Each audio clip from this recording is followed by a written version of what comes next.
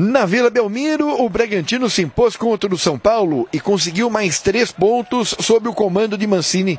Logo nos minutos iniciais, Augustin Santana quase abriu o placar.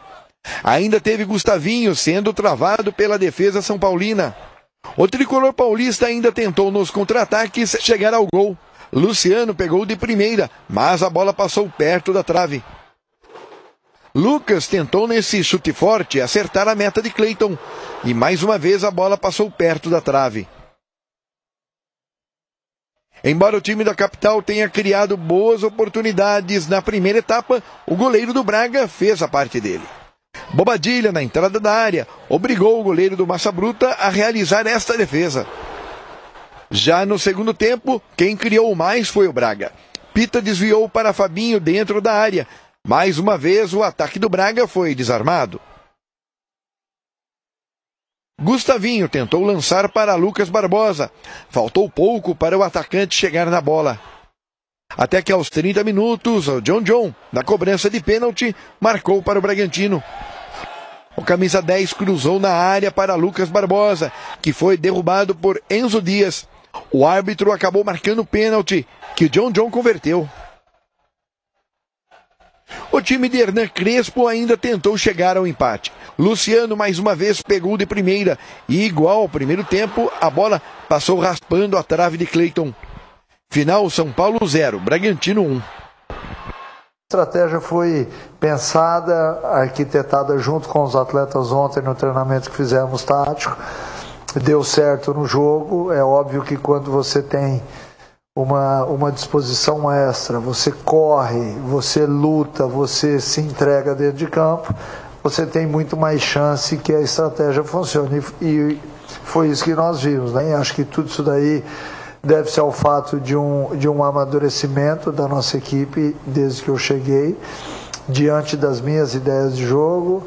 Eu estou feliz por mais uma vitória, mas tem muita coisa ainda a ser ajustada na equipe. Bem, e aí, o que vocês acharam do Red Bull ganhou do São Paulo? Sensacional, né? Sensacional.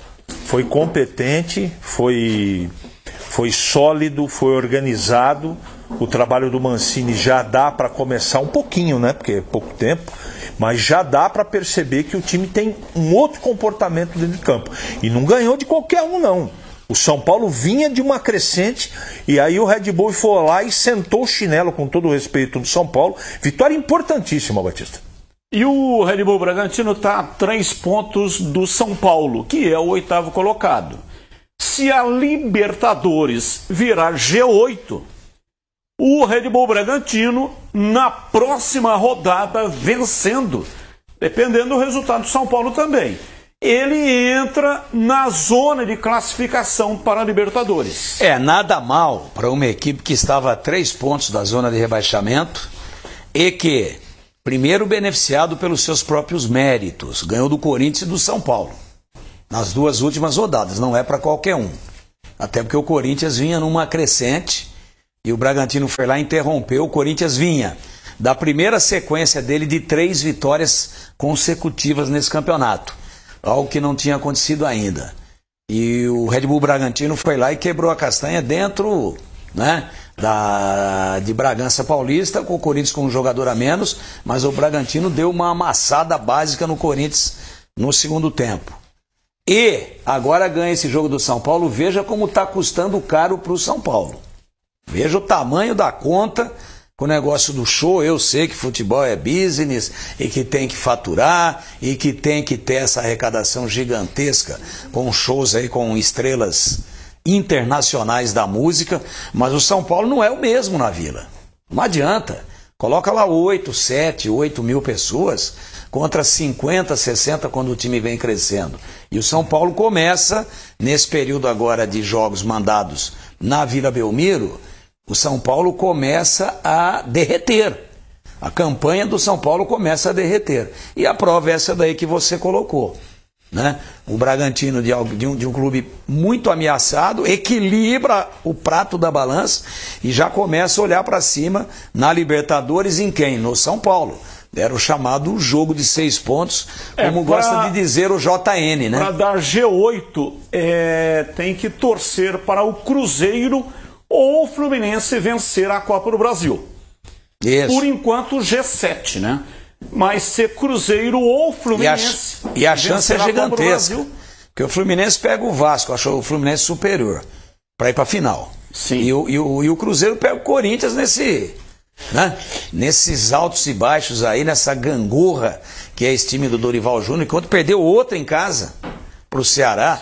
Então a chance de que essa vaga se abra, então veja o pulo que deu o Red Bull Bragantino, que nos preocupava muito aqui em 2 rodadas. E não foi contra qualquer um. Próximo jogo, não o Galo. Então, pauleira, complicado, mas é em casa, é em Bragança. O Galo também pensa em alguma coisa melhor, também vem crescendo. Mas eu acho que quem já sapecou o Corinthians e depois o São Paulo vai entrar minimamente de igual para ganhar o jogo. E aí, Bebê, você queimou a língua aí com o Mancini, hein, Bebê?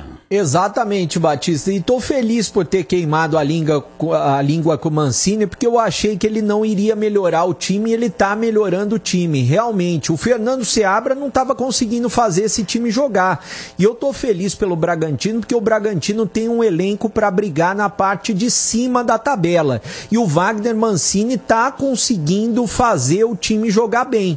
O Bragantino tem time para lutar pela Libertadores, como vai lutar? O John é um dos principais jogadores, não só do Bragantino, que ele é o principal jogador, mas o campeonato. É um jogador acima da média. E eu acho que o Bragantino, nas mãos do Wagner Mancini, como ele mesmo disse na entrevista coletiva, pode evoluir ainda mais. E é claro que não vai brigar mais na parte de baixo da tabela não, Batista.